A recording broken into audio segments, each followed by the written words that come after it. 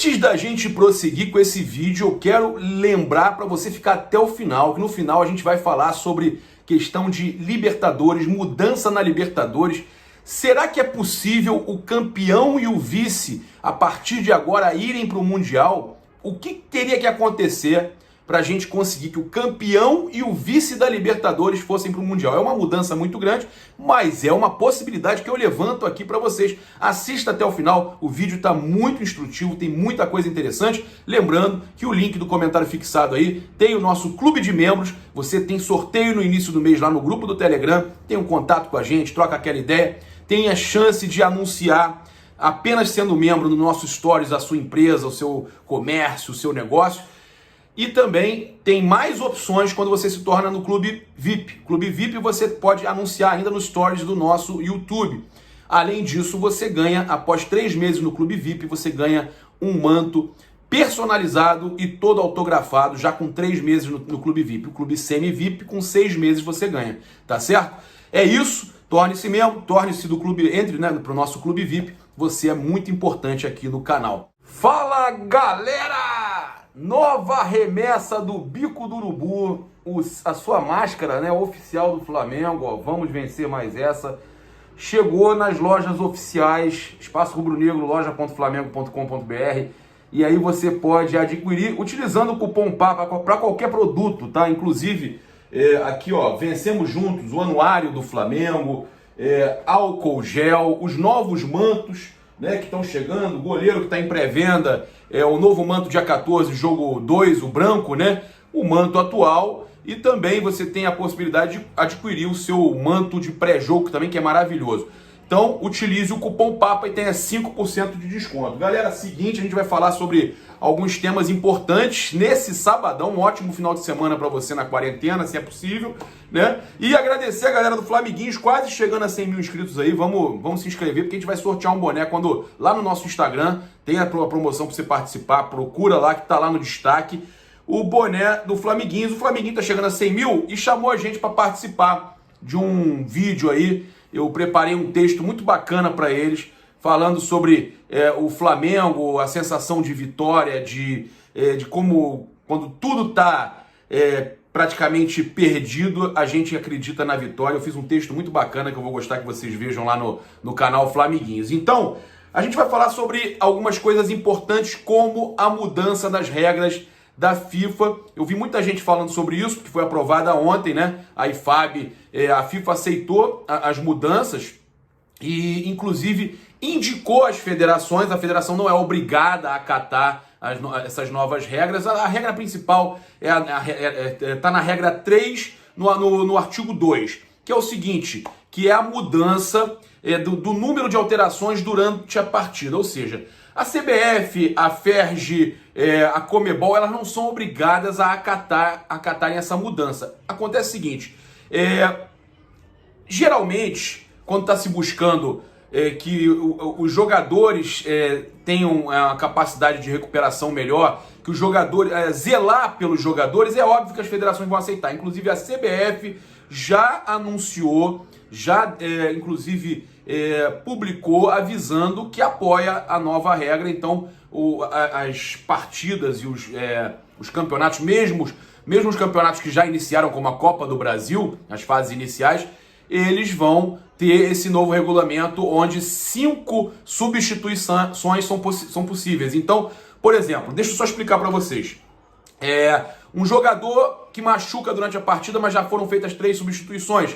Isso antigamente não era possível você fazer uma alteração extra, agora você tem 5. Mas para preservar até a questão do tempo de jogo, bola em jogo e tudo mais, e ainda não aconteceu o problema de cera, utilizarem a substituição para cera, continuam mantidas apenas 3 momentos de substituição. São mantidos os 3 momentos de substituição. Como que funciona? Se você for fazer a substituição, tem que fazer 2, 2, 1. 1, 2, 2.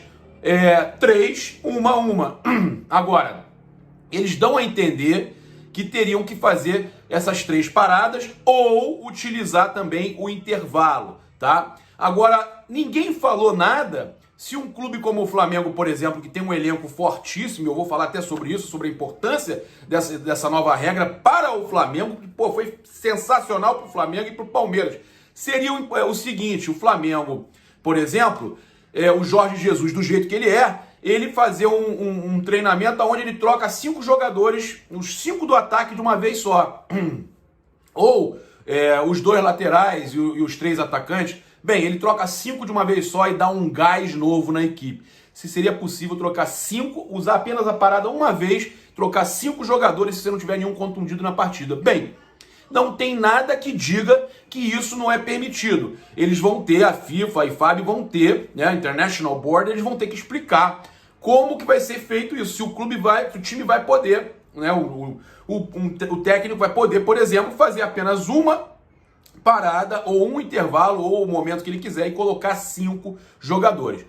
Lembrando que ainda podem ser 6 mudanças em jogos, por exemplo, de competições que tem prorrogação, como a Libertadores da América, tá?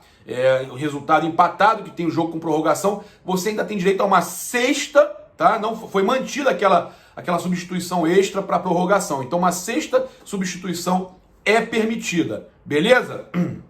Então, das mudanças que foram feitas, a principal é essa que a gente está trazendo para vocês, e isso é muito bom para o Flamengo, porque a gente, inclusive, esses pontos que a gente está falando com vocês, o professor Pedro levantou no canal dele, lá no Connect Fla, e a gente está conversando no nosso grupo Rubro Negros 2020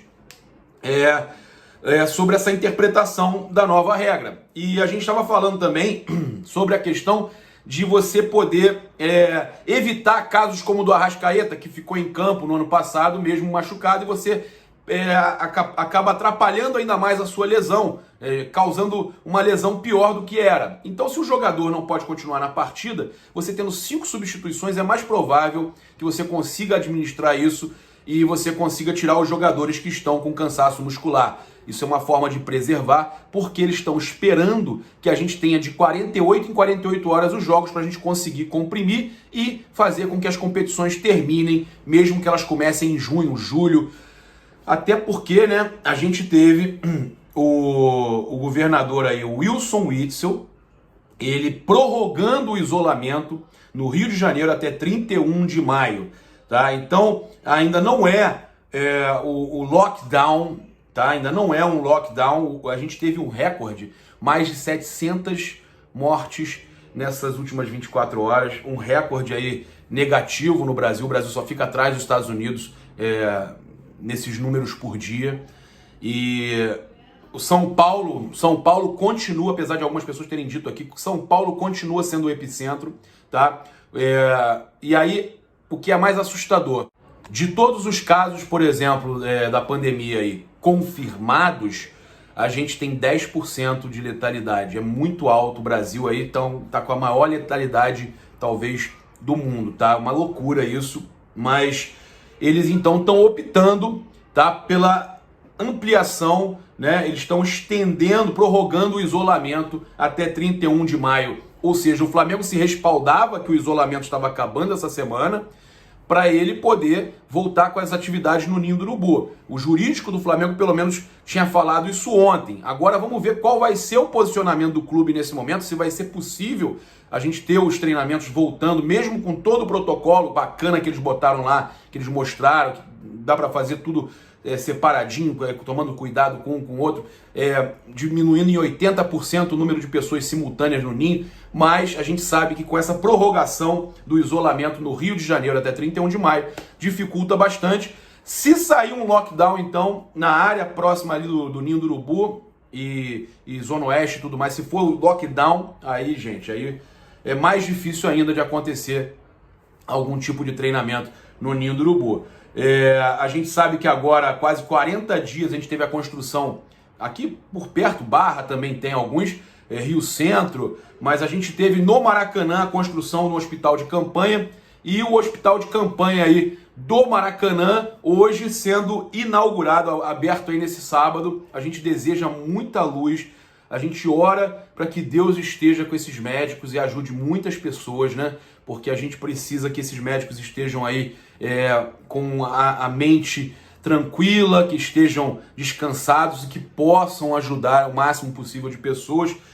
E agora sim nós vamos falar sobre a situação da grande mudança na Copa Libertadores da América, que pode acontecer já nos próximos anos.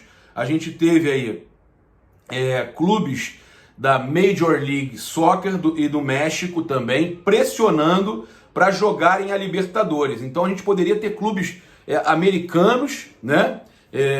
A Major League Soccer, que tem até jogadores aí famosos, inclusive uma liga aí respeitada já no momento, a MLS podendo vir jogar a Copa Libertadores da América e também, né, a CONCACAF. A gente teve o presidente da CONCACAF, o Victor Montagliani, falando em maio passado que os clubes da Major League Soccer e da Liga MX não tinham intenção nenhuma de disputar a Libertadores.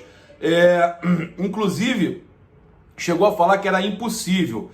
Mas a gente teve aí um site argentino, o Double Amarilla, falando que a situação está mudando e que eles estão agora sim pensando em disputar a Libertadores da América. O problema principal para que isso concretize, né, para que aconteça, é o relacionamento frio que as confederações têm. Por exemplo, a Conmebol se recusou a participar de uma edição, né, da Copa do Centenário que a US Soccer estava desenvolvendo, a Federação Norte-Americana de Futebol, e eles queriam fazer para 2020 com seleções das duas entidades. Então o relacionamento não é muito bom, e a gente ainda sabe que a CONCACAF recusou a proposta semelhante da Conmebol meses antes. Então os dos dois lados têm uma situação aí, né, de frieza nesse relacionamento. Mas a gente sabe que também o presidente da Conmebol, o Alejandro Domingues, já falou, inclusive, em maio do ano passado, que os clubes mexicanos tinham desejo de retornar à Libertadores, mas que os aceitaria como sócios plenos e não mais como convidados, com restrições e tal, como não ter vaga no Mundial em caso de título. Teria que haver uma junção total na Copa Libertadores da América. Outro fator dificultador seria a questão de logística, né? Por exemplo, como que uma equipe iria jogar, né? Uma equipe americana, por exemplo, iria jogar no Rio de Janeiro na quarta-feira e no sábado jogar em Seattle, tá? Por exemplo, muito difícil, muito difícil.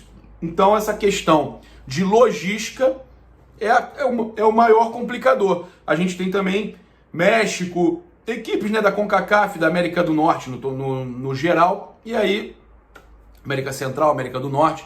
É muito difícil essa questão da logística, você jogar lá, jogar aqui. Tem jogos que às vezes são na quinta-feira na Libertadores e a equipe teria jogo no sábado na América do Norte. Complicado, né? Deixa aí o seu comentário, eu gostaria de saber, você gostaria das equipes da CONCACAF e da MLS entrando na Libertadores da América, participando da Libertadores da América, podendo inclusive garantir vaga também no Mundial? E se, por exemplo, eles viessem para cá jogar a Libertadores e o campeão e o vice garantissem vaga no Mundial, hein? Já pensaram nisso? O campeão e o vice da Libertadores garantissem vaga no Mundial. Seria uma proposta interessante. Vocês vêm para cá, mas trazem a vaga de vocês para a Libertadores, já que vocês são sócios plenos. Concordam comigo? Se inscreve aí no canal, aciona a notificação no sininho, deixa aquele like maroto no vídeo. Muito obrigado, dá uma olhada aí no nosso comentário fixado, tem muita coisa bacana para você. Saudações rubro-negras, isso aqui é Flamengo. Valeu, um excelente final de semana para todos vocês.